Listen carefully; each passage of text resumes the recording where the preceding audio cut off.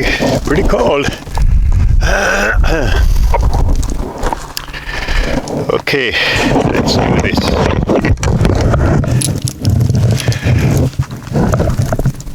Hello YouTube, Crazy Dave at the range. Today I'm here with my Norinco T97 Gen 3, and the reason why I'm here is I'm doing my 500 round. I'm finishing 500 rounds, so this is my 500 round review. I've had no problems with it. I've done all kinds of different mags. I have some different ones with me here today to show you. But one of the reasons I'm here, somebody, I don't know what they meant really, but somebody asked for help. Is all I got was help me. So for the longest while I didn't answer it because I was scared of putting a virus on my computer or whatever. I got the nerve and asked, and apparently this person wanted help in understanding how the T97 works. Now what that means exactly I don't know, but I'm going to try and do a little bit of an in-depth review, partially at the range here and continue it at home where it's warm. Right now it's very windy. It's -7 with a wind chill of -17, so it's really cold. Hopefully I won't be here too long. Originally I was coming out here to do a review on my GSG 16, which has now reached 1,000 rounds, so I'll do that as well. Well, first thing you want to understand with the Norinco T97, this is a Gen 3. The Gen 1 had all kinds of problems with accepting different kinds of mags. People were having problems with it ejecting and problems with it loading, that sort of stuff. The Gen 3 has had modifications done to the magwell, to the feed ramp and to the bolt face to stop all those problems, and it seems to have worked. I've had no problems with this whatsoever. Like I said, I've done different magazines through it, and I can't foresee any problem with it. I'll go over the mechanics of the gun at home where it's warmer, so hopefully this person can understand how it operates if that's what they want. The T97 is a civilian version to the Chinese QBZ-95 that the Chinese Liberation Army used. They tested their guns out in all kinds of conditions: desert conditions, sandy conditions, swampy conditions, winter conditions, rain, sleet, snow, you name it. They went through tens of thousands of rounds through each gun to make sure that it was good enough for the military, and indeed it was. The T97 uses a different caliber bullet. It uses the 223 or 5.56 NATO round, whereas the Chinese use their own, I believe it was 5.58 or something like that. And of course this is semi-automatic, whereas the QBZ-95 had the capability of full auto. This is made the exact same way, and they have been proven to be very reliable. Now this gun comes with flip-up sights. There's a front one there. Comes with flip-up sights, front and rear. Charge handle came on the right hand side. I have put it on the left. And obviously comes with a flat top with a full Picatinny rail up top. Now, I don't know whether this person, we're going to go to the basics, and I hope you can see it. This is a 30 round mag that is crimped. I don't know if you can see the crimps here, but it's crimped so it cannot hold any more than 5. That is a legal law in Canada. Any centerfire rifle cannot have the capability of more than 5 rounds unless you have a pistol mag, which is what I'll explain later. So to load them, you'll see two little ears folding over. That's where the back of the bullet goes. So you put it against it and push. Next round, push, and you'll see that they'll alternate, they'll stagger as they go in. So this is how you load the magazine, and it's a good idea once the magazine is fully loaded to tap the back of it, where the back of the bullets are, just to make sure the bullets are seated properly in the back of the magazine. Okay, put my glove on, it's getting really, really cold.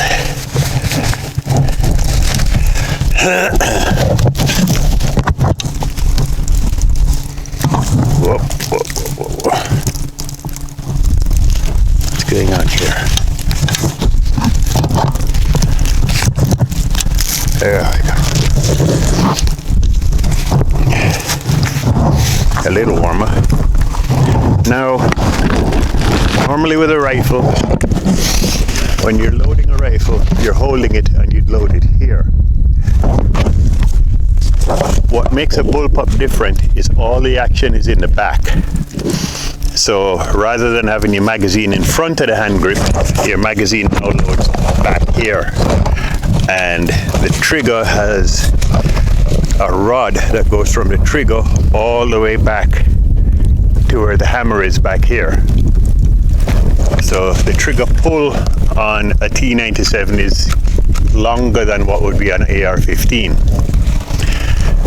So to load it, you take your magazine, make sure your bullets are pointing forward, you put it in the mag well and smack it. You want to make sure it's seated right, so you want to smack it. Then you take the charging handle, put it all the way back and just let go. Whoop. Hang on a second.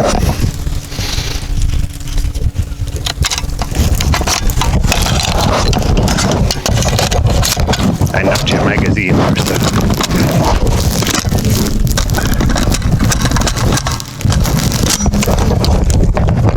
Okay. So you pull the charging handle back and just let it go, and that will load your first round. Now the safety on the T97, normally the safety on a rifle would be here, that you just flick with your thumb. The safety on the T97 is a lever back here, and you have to turn it a full 180 degrees to put it from safe to fire. When it's on fire, you can see the F, and when it's on safe, you can only see the S. So you turn it to put it on fire, and then this trigger here is what you pull. So you want to aim at what you're shooting at, and then pull the trigger. Okay? Every time you pull the trigger, one shot will come out. So that's 1, 2, 3, 4. Now, if you pull the trigger again, nothing comes out because the magazine is empty. And you'll notice this slot here stays open. That's what you call a last shot hold open. Now, to remove the mag or magazine on a T97, on the Gen 1, I don't know how well you'll see it, but there's a little button there. That was the only mag release that you had on the T97 original, and it was awkward because you'd have to turn the rifle, reach under here, push a button to take the mag out. The Gen 2 and the Gen 3 have a lever here, so all you have to do now is reach up, push the lever with your thumb, and the magazine comes out. So that's the first one. That was a GI mag. This is a magazine it comes with. This is another type of way that they limit to 5 rounds. Instead of being crimped, they have put a rivet here and a rivet here. so that you cannot get more than 5 rounds in it. Because like I said, center fire rifles can only have the capability of 5 rounds. Okay, so you put the rifle up, put the magazine in, smack it, pull your charging handle back, and let go. Okay, so now I never took it off fire, so now she's ready to fire. Okay. As you can see, it went bang, bang, bang, bang, bang. That's because I pulled the trigger fairly rapidly. But every time you pull the trigger, 1 shot comes out. You can't pull and hold the trigger and have it go da da da da da da da da da, because it's not full auto. You reach back here with your thumb, push that lever in, pull the magazine out.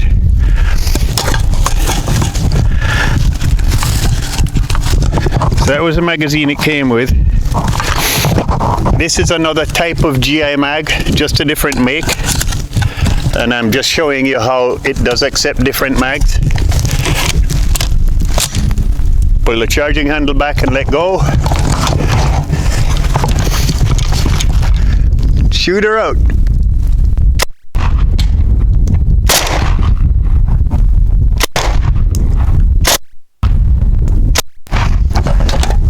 One shot, one pull, one shot. And I'm pulling the trigger, no more's coming out because it's empty. The bolt is held back to show. You can look in there and see. Reach back here with your thumb, push the lever, out the magazine comes.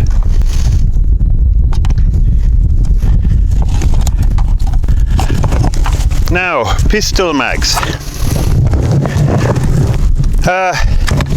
This is what's known as something Industries. I can't remember the name of it.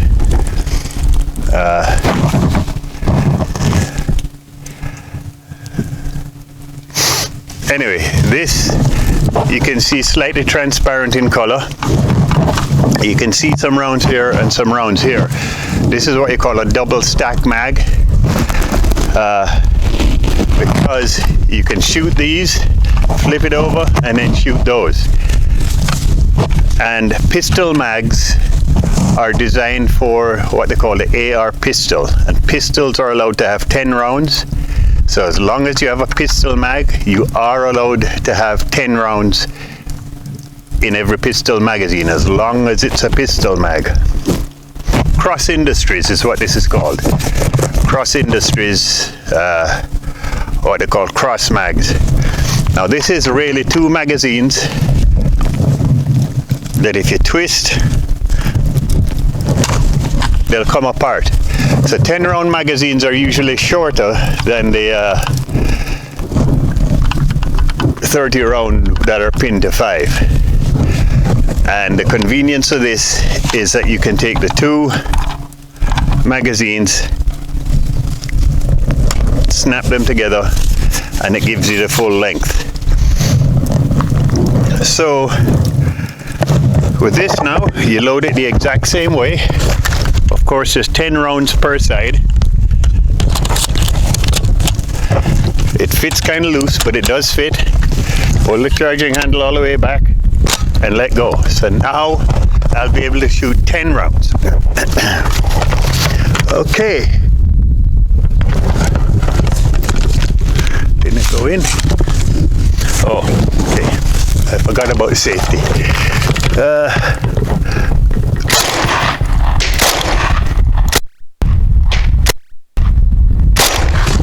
And it will shoot as fast as you can pull the trigger.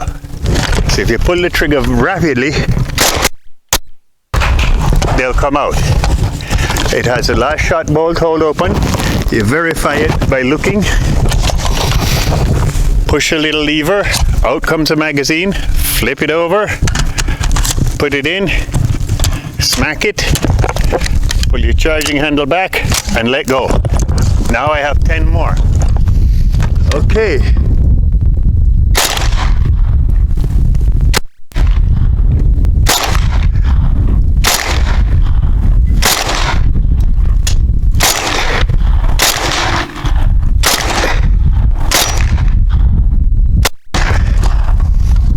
rounds. So that's it for this rifle today. That completes my 500 round review for this rifle. As you can see, it shoots really well. I have no problems with it. That first bullet that I put in, I nudged the magazine before I let the handle go, which is why it didn't feed. So it's not a problem with the rifle, that's just me. Now for that person who wants to know how to operate it or how it works, the T97 does not come with this or this. This is, I don't know how well you'll see it now, because this is a green laser and this is a flashlight. I don't know how well you'll see it. I put those on here. The gun does not come with that. This is a special scope. This magnifies 4 times, and it has a little plus sign that you line up with your target. It does not come with this. I put that on. All it comes with is your flip up sights, and the flip up sights are accurate. I'll go over them once I'm at home. I can take this off and explain how the flip ups work.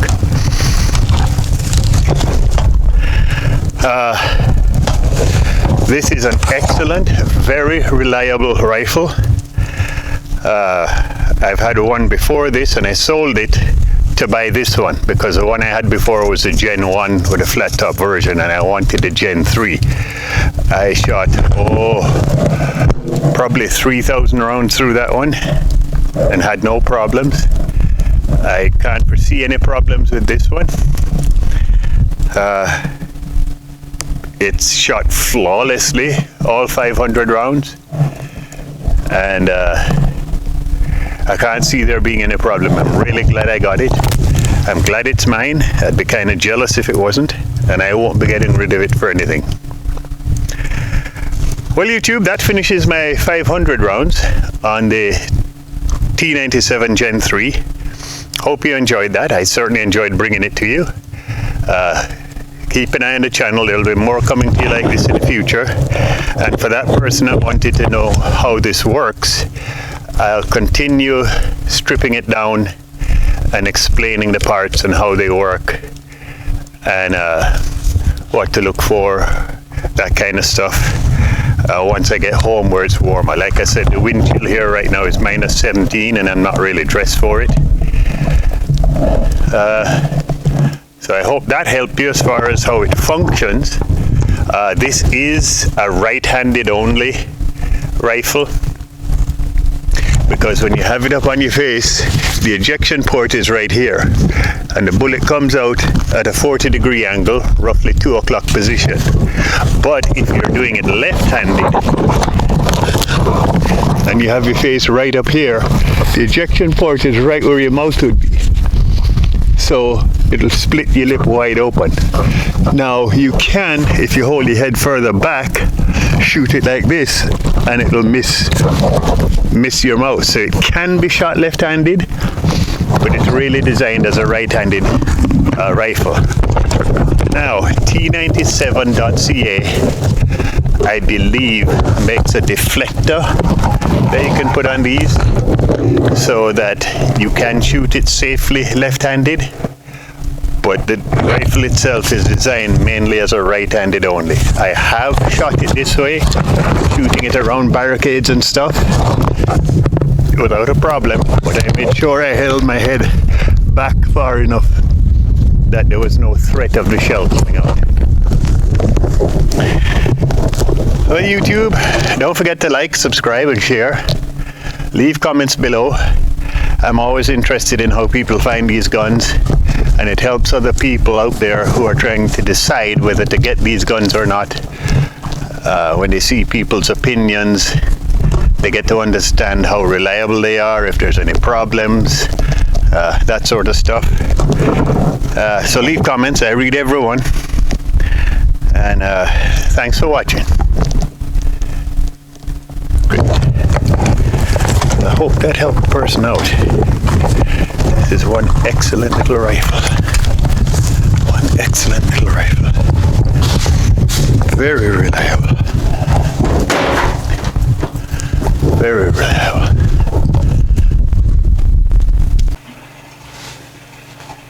Hi guys, I'm back from the range.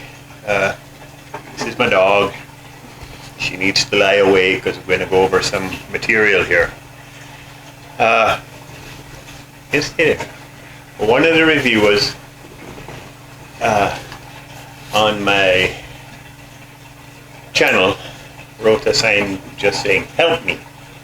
So I didn't know what that was. I was scared of opening it in case it was a virus that was going to attack my computer. And I left it for the longest while. I apologize. But eventually I worked up the nerve. I opened it and asked, who are you and what do you want?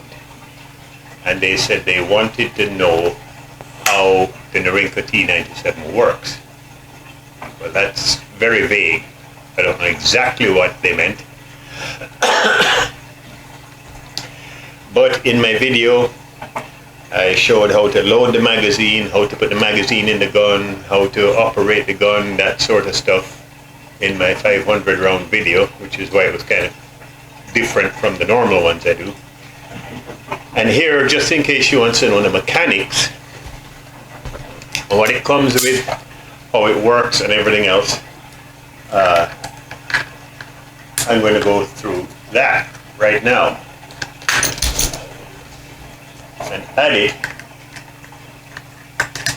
to the video.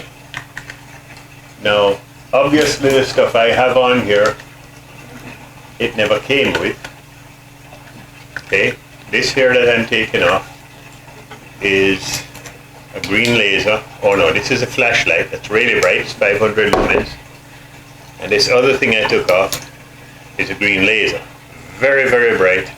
As you can see, they're very, very, very bright. And I do a lot of night shooting, that's why I have those on it. Now this is a 4x magnifier that I use because my little old eyes can't even see the target at 200 yards, so that's basically why I have this one. This stuff ain't cheap. This sight that I'm taking off here is a little over $1,000. I think it's about $1,200 for it. And of course you have the laser and flashlight. Anyway, so for that person that wants to know more about this gun and how it works, this is basically how the gun comes, except for this little Picatinny rail. I'm not about to take that off. But this is basically how the gun comes. The charging handle that I showed you in the video, let me take this off because I'll need it off.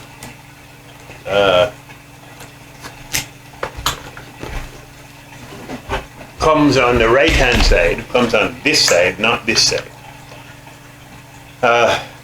To change it over, there's two bolts. There's one here and one under this side, so you'll have to remove the front side.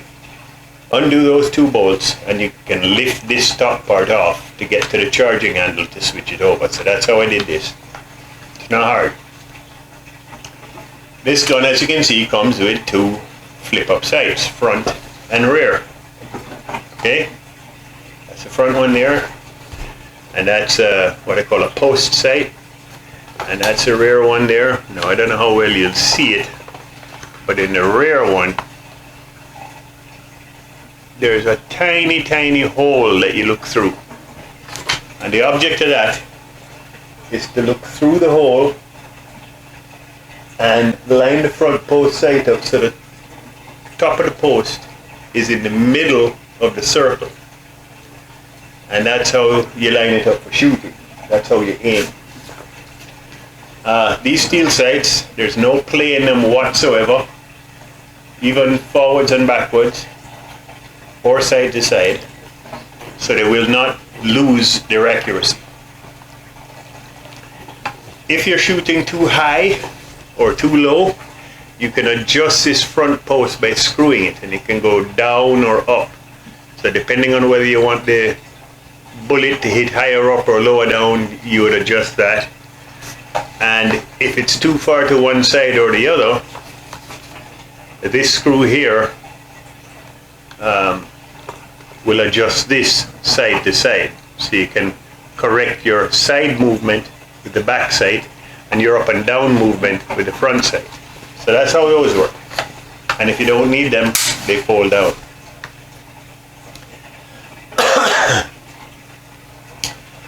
Okay, first thing it comes with, go from the muzzle to the end, is a flash hider. And the object of a flash hider, if that wasn't there and you shoot, the flash would just go, it would be big and bright. This creates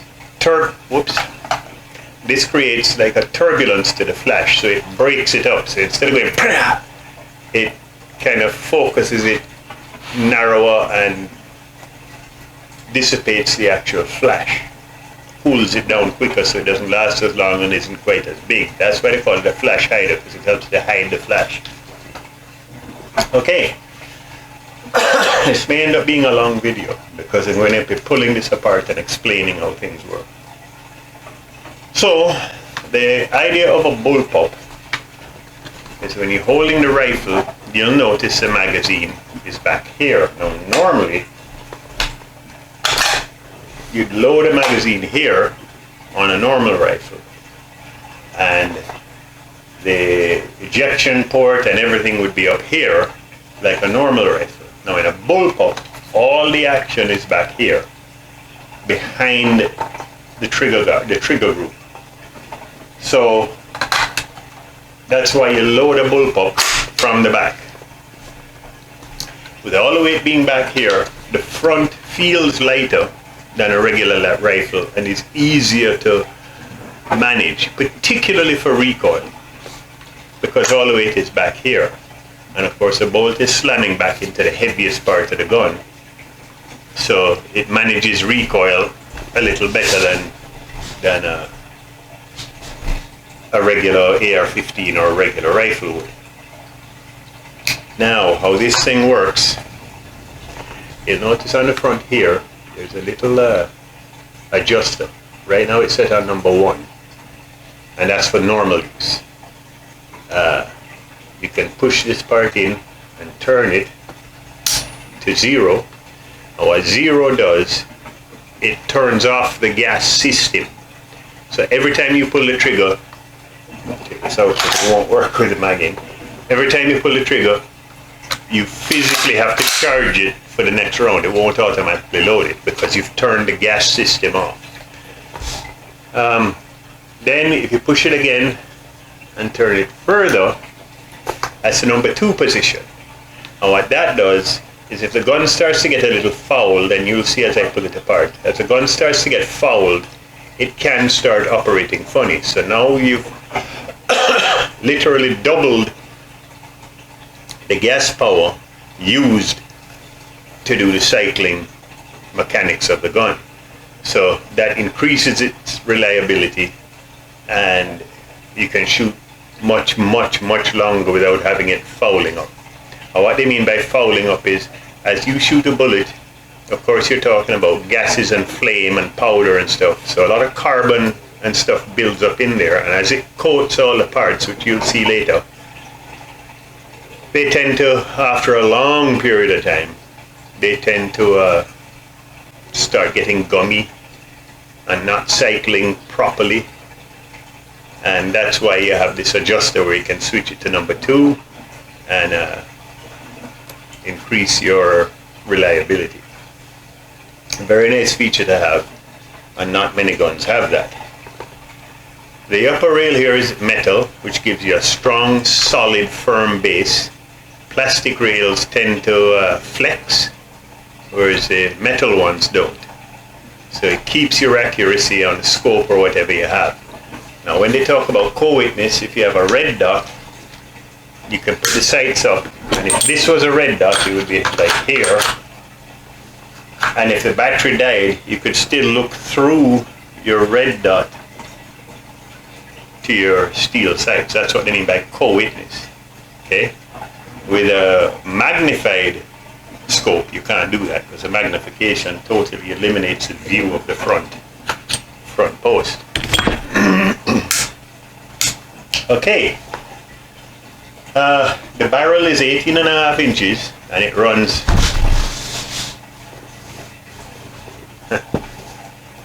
hard to get it all in one picture. Let me try to push this back a bit. There you go. It runs from here all the way back behind the trigger to here. And that's the big advantage of a bullpup. AR-15 has a 16-inch barrel generally. This has an 18.5-inch barrel, which makes it more accurate and less prone as the barrel heats up and starts, I don't really like to say warping, but the heat up of a barrel can start the bullet pattern to widen.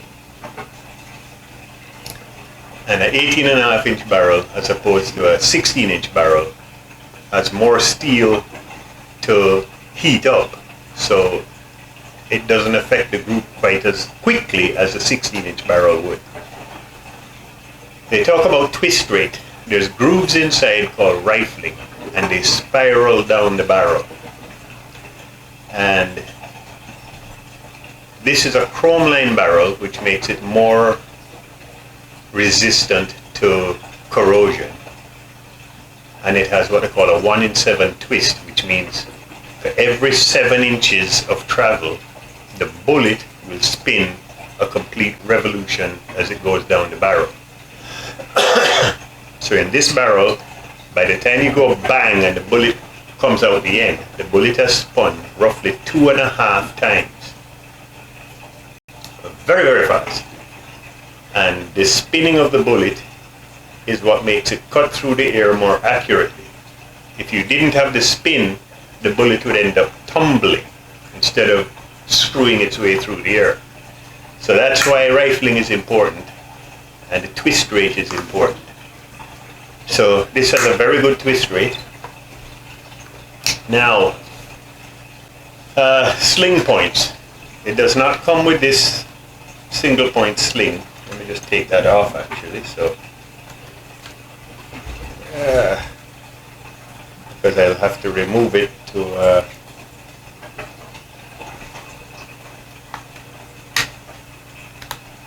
tear it down. What's going on here now? A little handy dandy screwdriver. There we go.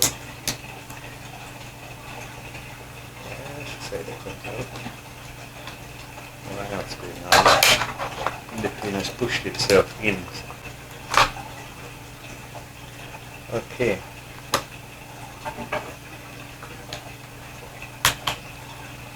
Oops. Taken that off. I've been pushing on the pin, so it wasn't all the way in. Okay. It has a sling mount here and here for a 2-point sling. It does not come with a sling mount here. I added that. It comes with a push pin. Now this isn't the original push pin. I made this one so that I could have a single point sling. Anyway, the lower here is all one piece, including the pistol grip, and it's made of polymer, which is like a glass-filled plastic, similar to fiberglass. The upper here of the stock, they call this a stock, that's also polymer. The lower here is metal, and the upper part here of the front is metal. This is built extremely rugged, and it is super, super reliable. Super reliable. Your safety lever is, I don't know how well you see it, but you have a little lever that you can turn here, and you have to turn a full 180 degrees to turn it off safe and onto fire. So with it on safe, you cannot pull the trigger. That's why they say safe. You take it off safe, now you can fire the gun. Obviously this gun is not loaded. I've already racked it. The magazine I took out of it's not loaded. For those of you who get panic attacks, Another interesting thing with this gun is if you push, there's a little pin under here that I'm going to push with my thumbnail. Okay, and that releases the plate, and you pull the plate off and you get to access a little container that has different types of tools in it. I don't know how well you can see it, but for example, if I pull it out,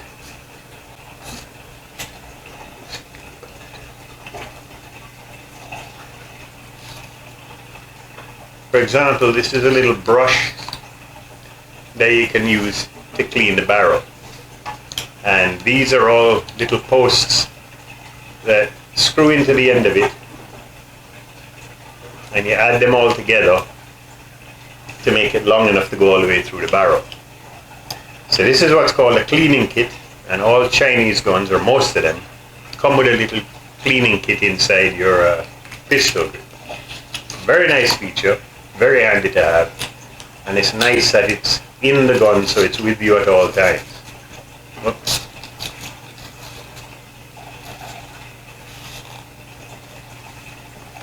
So these are all the different bits and stuff involved in the cleaning kit. So that goes in there, that goes back in the handle. Now you'll notice this, I don't know how well you'll see it, but there's an indent right here, and on this side it's absolutely flat. You take the flat side, push down on the pin, and run it in. It's that simple, it's not hard to do. Now how this operates, this is what they call a short piston gas operated system, and we'll get into that when I tear it down. What that means is when you pull the trigger and it goes bang, the bullet is being pushed out by extreme pressure of hot gases and burnt powders and stuff. Extreme pressure, which forces the bullet out, and once it's reached here, it's going as fast as it's going to go anyway. But the bullet still being inside has a lot of pressure behind it, so that gas goes in through what I call a gas port, which I'll show you, and pushes against the piston, which pushes against the bolt to bring the bolt back, and then a spring that's in the stock slides it forward to load another round, and then you pull the trigger, and the cycle continues until you've run out of bullets in the magazine. But you get one bullet per one trigger pull. This gun cannot go da da da da da da da da because it is not an automatic. You have to physically go bang, bang, bang, bang. One shot for every trigger pull. But it will shoot it as fast as you can pull the trigger. Okay? Okay, it being a bullpup, and because the action is behind, when you pull the trigger, you can't release a hammer here, because it's not here, it's way back here.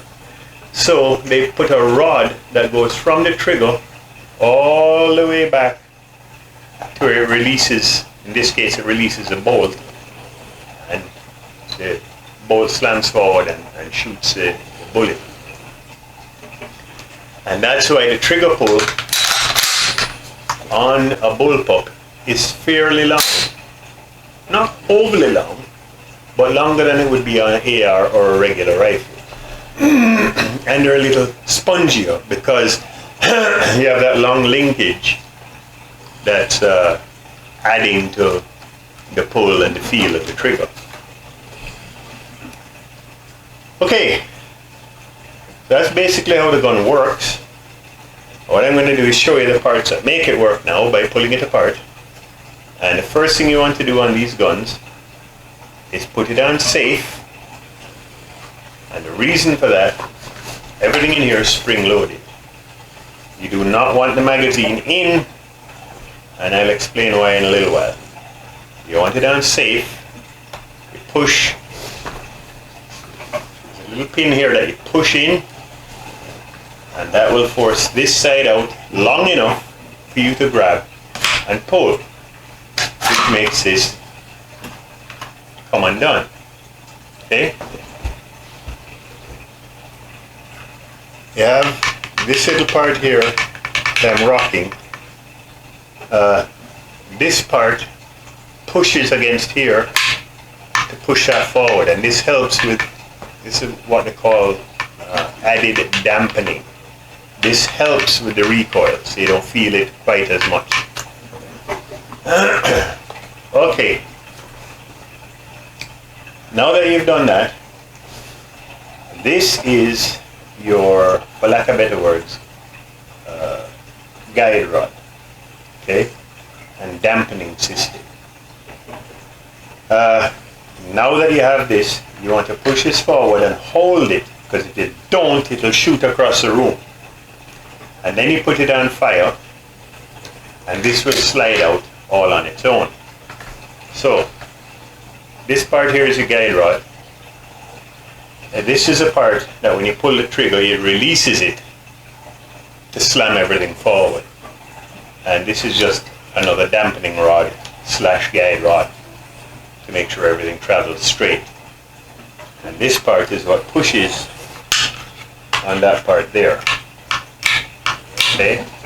So it pushes on that part there and continues back, helping to dampen the recoil. And it's locked in place with this. So when it goes back and then gets locked in place because the trigger hasn't been pulled. And you have to pull the trigger to release levers so that this can go forward. Okay? And it's this going forward that strikes the firing pin, which I'll explain in a little while. Now in this part, you have a long spring. That's called your recoil spring. And that's inside the tube here. And that's what forces the bolt forward. Like when you pull the trigger, this comes back to there to go past the bullet and eject the empty shell, because you just fired the shell. And then that spring forces it back forward, loading the next bullet. Okay? And so that's called your bolt carrier, because it carries the bolt back and forth. Okay? And take the bolt carrier right out. This is your bolt here. Like I say, it's going to be a long video. And I don't know how well you'll see it, but right in the middle you'll see like a pin. And that's what this part strikes when it hits. And striking the pin pushes the other end of the pin into the center of the bullet to make it go bang.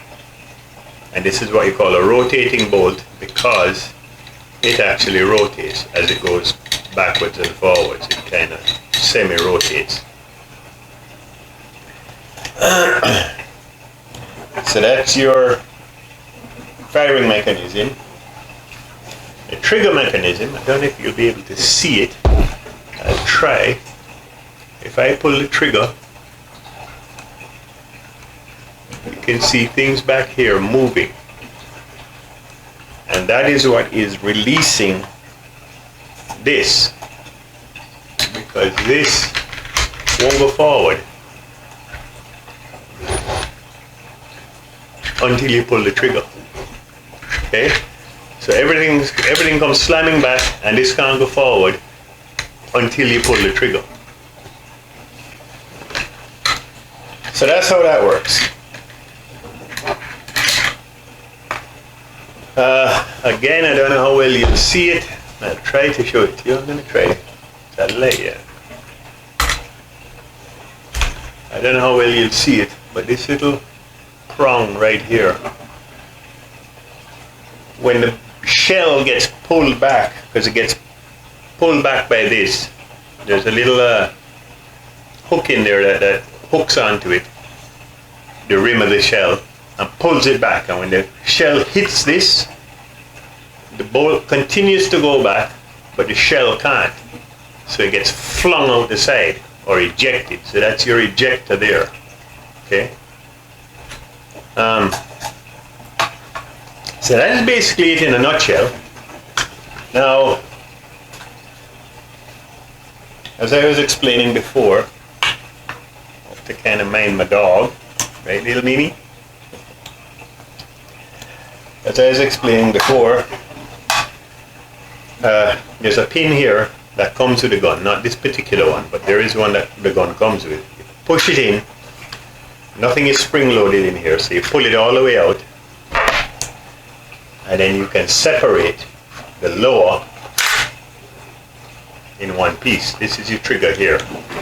Now what happens when you pull the trigger, again, I don't know how well you'll see it, but if you look right here where my finger is, it's fairly thick and then goes down to a round part that touches this side. That's a little smaller. And when you pull the trigger, that moves forward. I don't know how well you see it. And that pulls on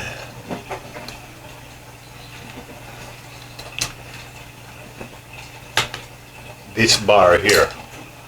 Okay? And pulls the bar forward. And that's what moves those two little things in the back. So this is your connecting rod between the trigger and the actual mechanism that releases this bolt, right? Or part of it, well, firing mechanism. So that's how that works. And it's because of this linkage why trigger pulls on bullpups are generally long and kind of spongy, because it takes a long way to travel. Okay, so that's how that works. Now, in the front, like I mentioned, you have this gas adjuster. If you turn it absolutely flat, okay, I do it that nice. This is blinding, so I'll get rid of it. Oh, there it is. You turn it absolutely flat. I don't know if you can see it there, but it's not at a 45-degree angle or anything. It's flat. You can take this part out, and this is your gas block or port. And you'll see this hole. I don't know how well you'll see it, but this hole is a little bit bigger than this hole, because when you cycle this over, this smaller hole would be number 1, and then there's nothing in between, which would be 0, so you've cut the gas off, which is why you physically have to charge it when it's at 0. Flick it again, and now you've turned the bigger hole, which allows more gas through for when it gets fouled. And this is what I mean when I say fouled. This isn't what you'd say is fouled right now. It's dirty. Okay? I'm not saying it's not dirty. It is dirty. You can see black carbon building up on it. And that's what fouling does. When this carbon gets too thick, it starts making the gun run funny. It can stop cycling and create ejection problems and feeding problems and all that kind of stuff. So, having the ability to increase your gas pressure is a bonus. Now, that tube that I just took it out of, because there is some carbon, I don't think this will just fall out. There you go.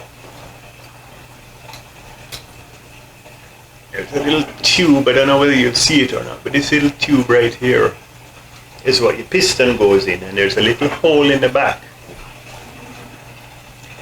And this is your piston.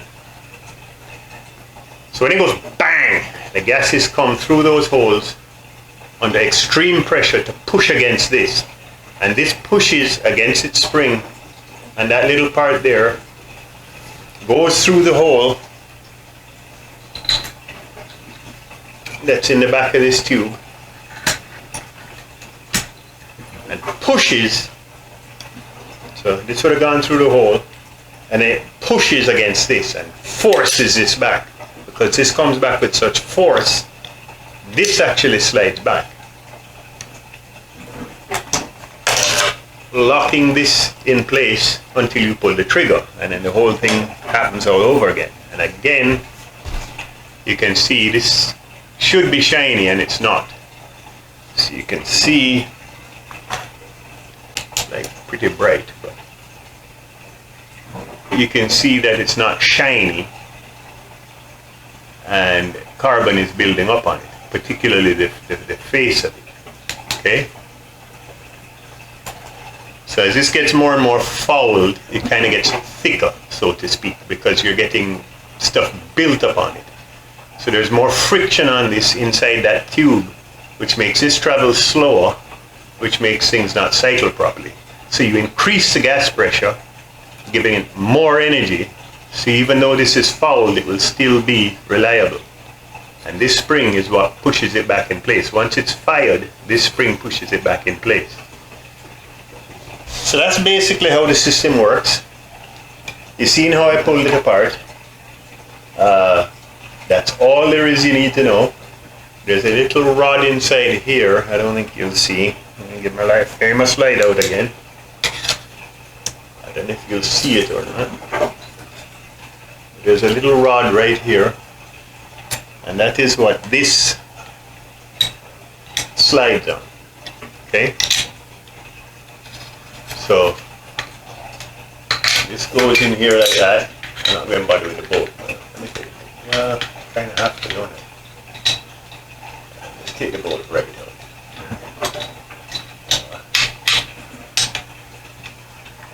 So this is going to slide in here.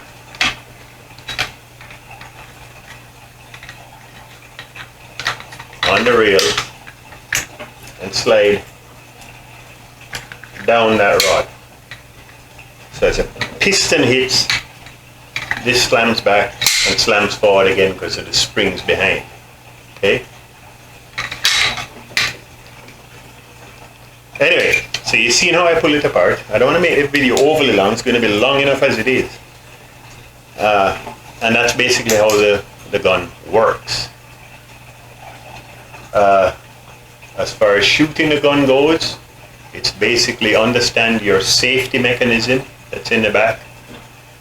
Always point the gun in a safe direction and never point the gun anywhere other than where you intend to shoot if it's loaded. Okay? And keep your finger off the trigger until you're ready to pull the trigger. Okay? You have to exercise your safety at all times. Now the bullet that this magazine holds, this gun is regulated. I don't know how well you'll see it, but it's I don't know if it'll focus or not. This is calibrated in 5.56 NATO rounds, which means you can shoot 5.56 or 223. As long as the magazine will hold both, you can shoot both. However, in a rifle that's calibrated at 223, you cannot shoot a 5.56. The 5.56 is minutely bigger than a 223, and it will cause problems. Okay? So, one that's rated for 5.56, you can shoot 5.56 and 223. Or one that's regulated for 223, you can only shoot 223. You'll notice the magazine it comes with is pinned here and here. It's riveted, and that's to stop when you're loading bullets in the top. It'll stop this part going down in any further than 5 rounds, because center fire rifles, which is what these are, cannot have the capability of shooting more than 5 rounds. 6 if you load one in the chamber and put the mag in. But the magazine cannot have the capability of holding more than 5 rounds unless you have a pistol mag, which is what I showed you at the gun range. Pistol mags, AR-15,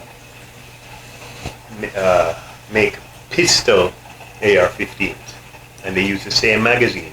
Pistols are allowed 10 rounds,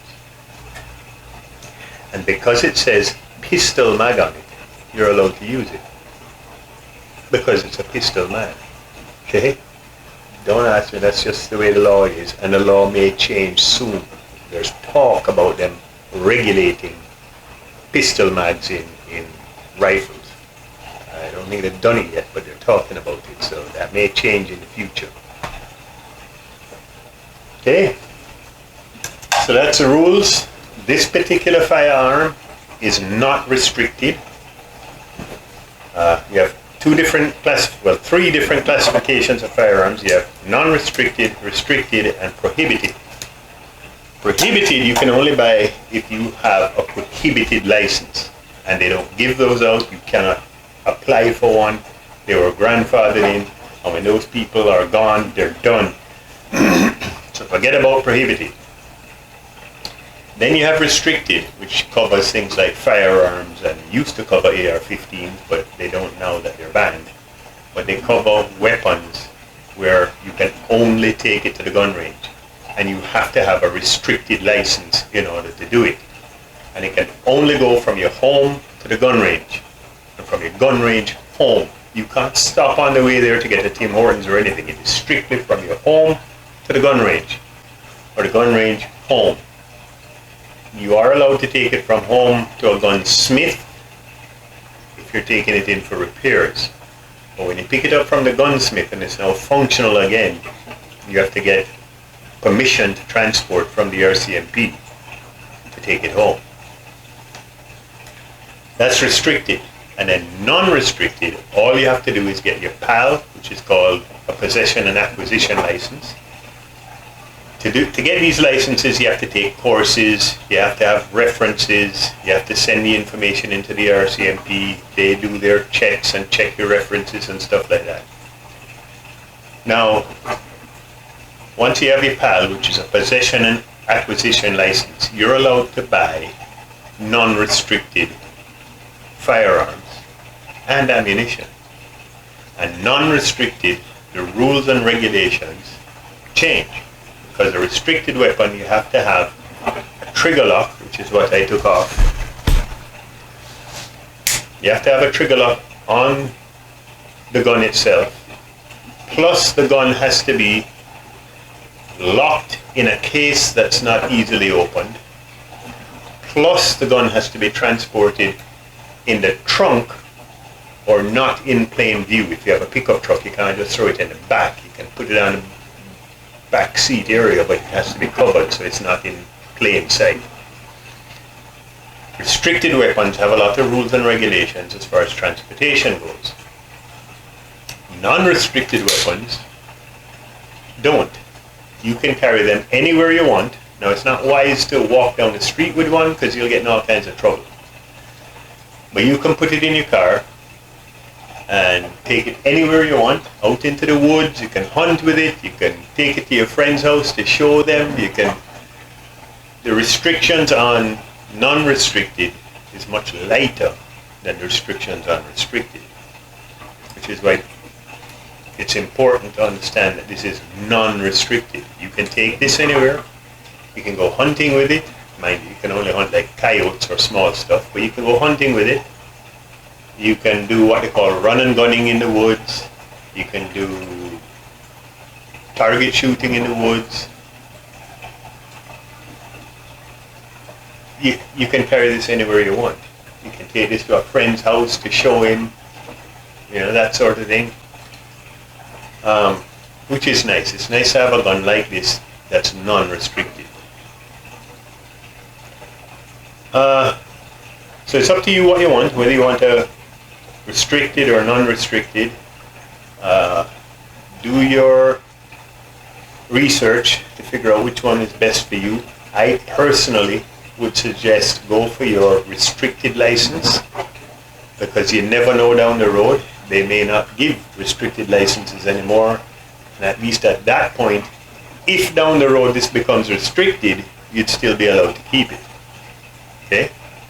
Whereas if you stick with the non-restricted and this becomes restricted, you'd have to give it up. Okay? And the restricted course is just an extra day. I can't remember how much it costs, probably about $80. It's just another day in the classroom. And once you get your restricted PAL, then you're allowed to buy restricted guns if in the future you decide, oh, I wouldn't mind getting a small little handgun or whatever. So it's much more beneficial to have your restricted than it is just your non-restricted. But that's totally up to you. So I hope that answered your question. I know it's been a long video, longer than normal. I won't be bothering to put this back together because I just came back from the gun range, so I have to clean it. And I hope that explains how this thing works. Me explaining your licenses. You have to, if you're not sure where to take the courses, go to your local RCMP or police department. They'll certainly be able to direct you. And take the courses, get your license, acquire the gun or rifle that you wish in the class that you wish, and practice. You'll find you're very inaccurate at first. Nobody just picks up a gun and shoots absolute zero in a bullseye. It takes practice, but you'll get there, and it's a lot of fun. A lot of fun. Okay, that's it for me today. I know it's made this video really long, a lot longer than I had planned, but in order to answer the question that that person wanted as to how it works, I don't know whether she meant how the gun works, how the actual mechanics work, or how do the procedures work for you to get a gun. So I kind of answered everything in this video. That person knows who they are.